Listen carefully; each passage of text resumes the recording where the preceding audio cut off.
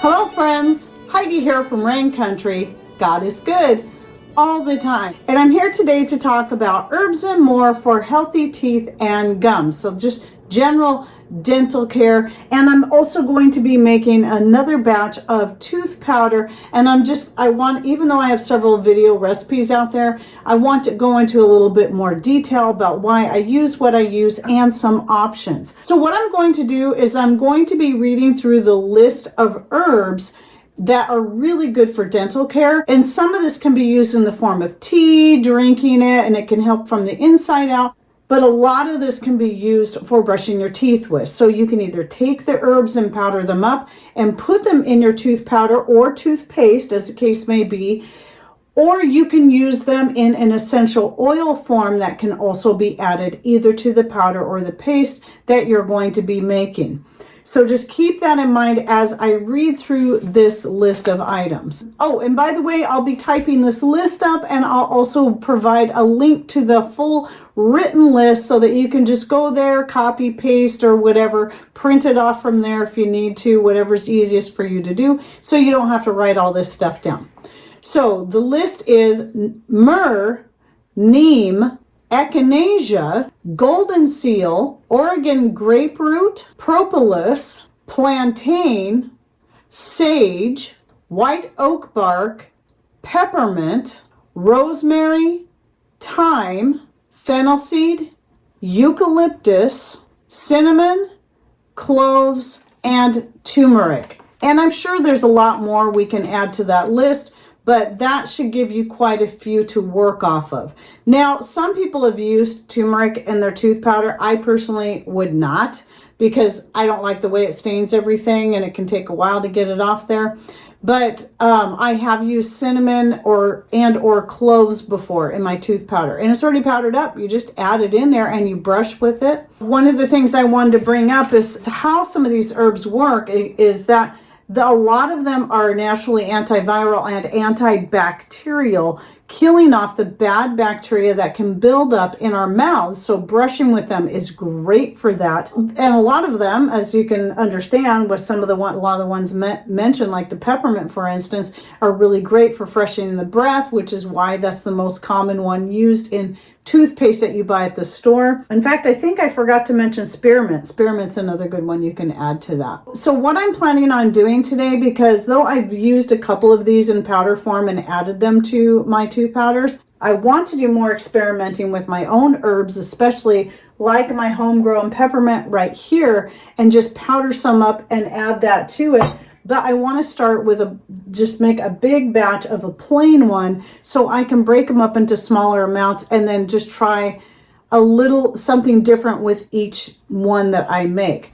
And how that works is that I always keep, for Patrick and I, a small 4-ounce jar like this for each of us. We each have our own. So each time I refill this, what I'm going to do is I'm going to powder up a different herb if I don't already have it powdered up, and then just add a little bit of that in, a teaspoon, a tablespoon, depending on the herb. When you're using oils, you're only going to be adding maybe a drop or two to something like this. And something like oregano can be very, very hot. I did make a tooth powder once adding oregano oil to it, which is very good, very antibacterial, but also very hot. So, and it got a little too much, and I had to keep diluting it down with making more tooth powder, and then mixing that in there because it was just too hot to handle. Anyway, one of the things I'm wanting to do is not use essential oils and try using the powders instead, and see what results I have and how much I like that, because in the long run, that's definitely going to save money, especially if I'm using herbs I already have.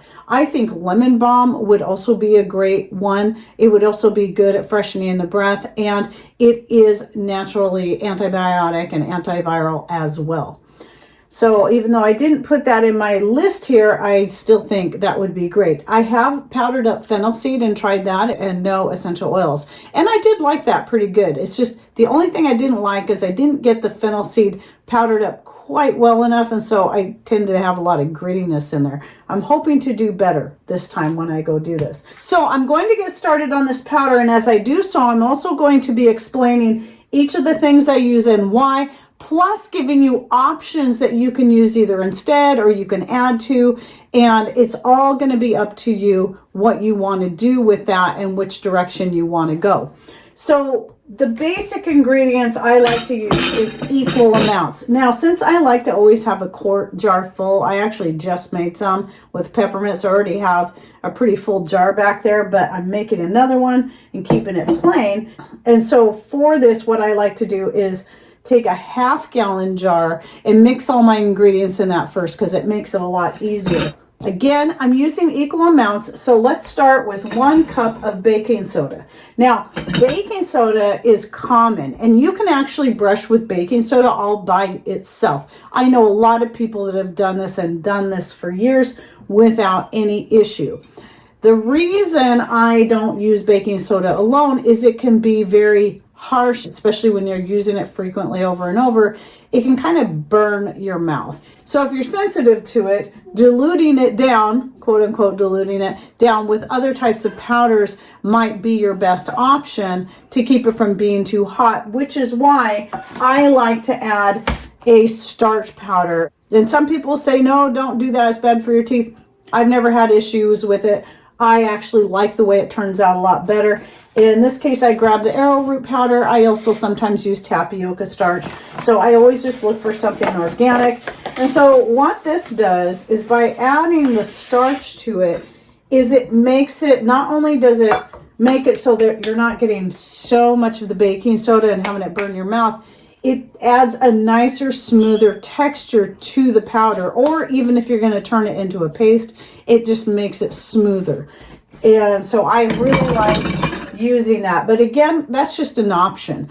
It doesn't necessarily have a lot of dental benefits, but it's not going to hurt either. But it certainly makes using the baking soda a lot easier on the mouth. And then the third main ingredient that I use is bentonite clay. Now, the bentonite clay is great because it's going to help pull toxins out of the mouth. And no, it should not bother your fillings. I have fillings from back when I was a little kid, and it's never bothered my fillings and never bothered Patrick's. So not only does it draw a lot of the toxins out, it's also going to help remineralize the teeth because it has a lot of good minerals in it. Again, since I'm using equal amounts, a cup of this as well. So a cup, a cup, a cup. And then a couple other added things that I like to do. Again, totally optional. You can get calcium and magnesium powder. These are citrates, by the way. And I like to add a heaping tablespoon of each of these to this quart. That's going to be a quart jar. A heaping tablespoon of each. I've had these, it takes so long to work through these, and I recommend if you're going to use one, use the other. Use them both. So this is just one way that you can get more of these minerals. Now, the reason it's important to know that these are citrates is that when you get your toothbrush wet and you go to use these, you're going to notice it's very fizzy when you go to brush your teeth with it. That is because it's the reaction of the citrate to the baking soda in there. It's just like vinegar and baking soda, same idea. At this point, I would normally add my essential oil. I usually put about a cap full of peppermint in there, which is maybe about a 1/2 teaspoon to a 1/4 teaspoon to a 1/2 teaspoon. And then I just shake it really well. This is just one easy way to mix it. And then a lot of times if you're concerned, like your baking powder might be a little clumpy, or the magnesium powder, if you added that, might be a little clumpy. Sometimes I'll reach my hand in there. Obviously you want to make sure your hands are clean and just feel for clumps and then break those up.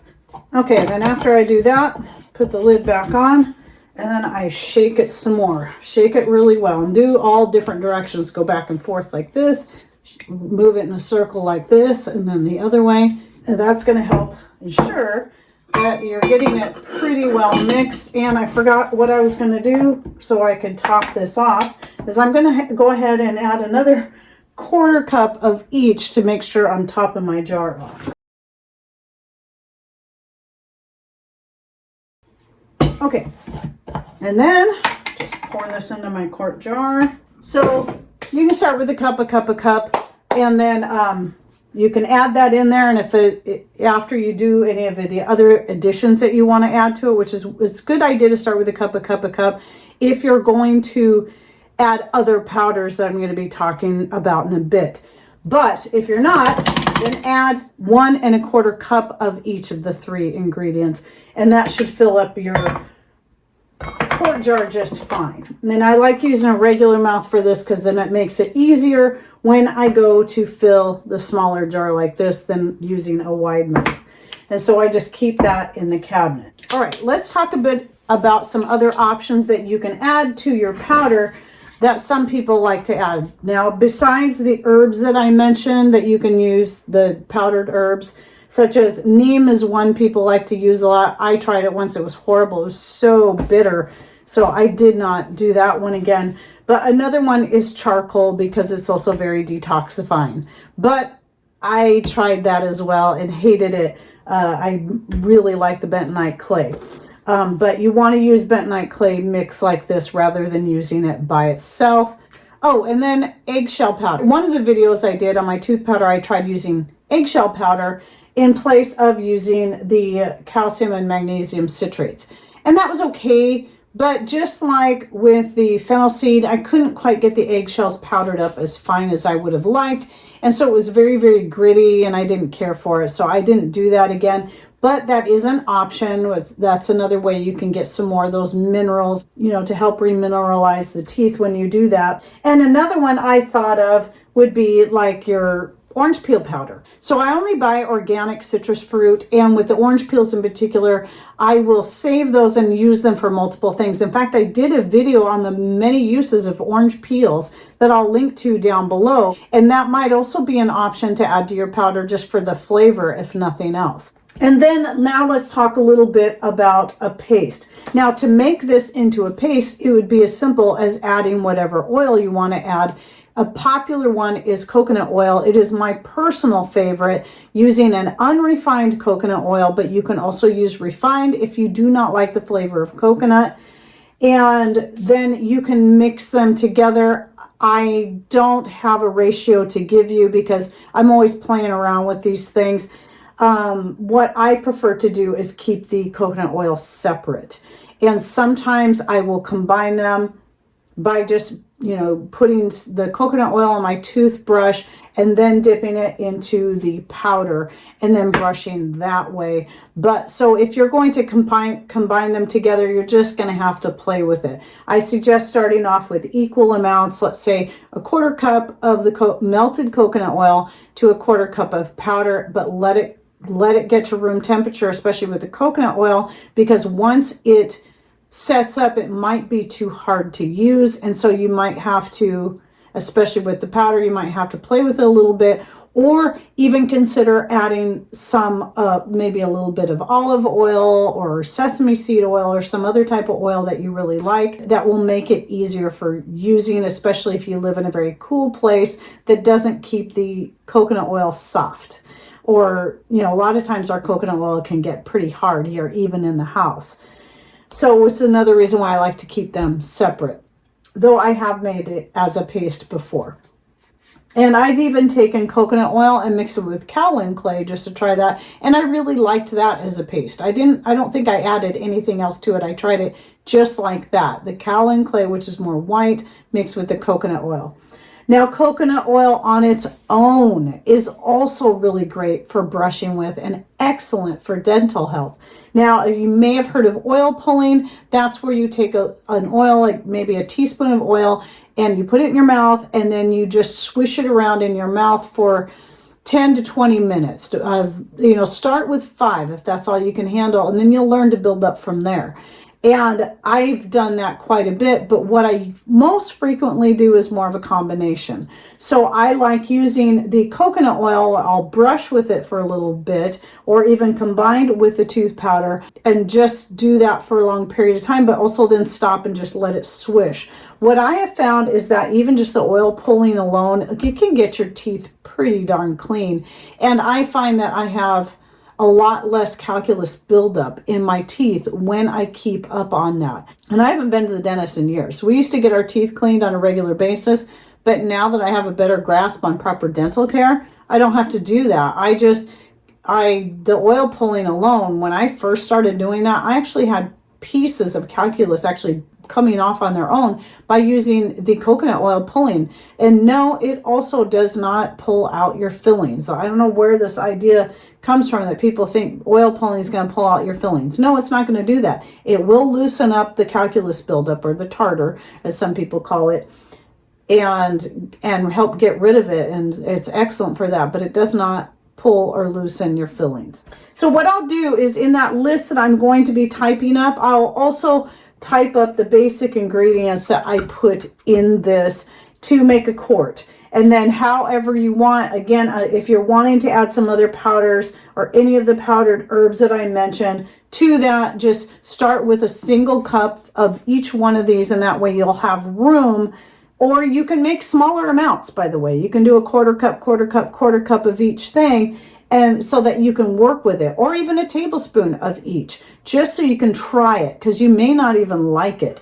So you want to find out if you're going to like it, it's going to work for you. But we've been using this for years and have been very pleased with it. It has worked very well. So again, don't forget to check out that link I'll be putting with the list and with the recipe in the description box down below. It should take you right to it. Any thoughts, ideas, suggestions? What is your favorite kind of blend to use? What are your favorite kind of herbs or oils to add to your powders or your paste when you make them, so people can get some other ideas from you as well? And thanks for watching. Take care and God bless.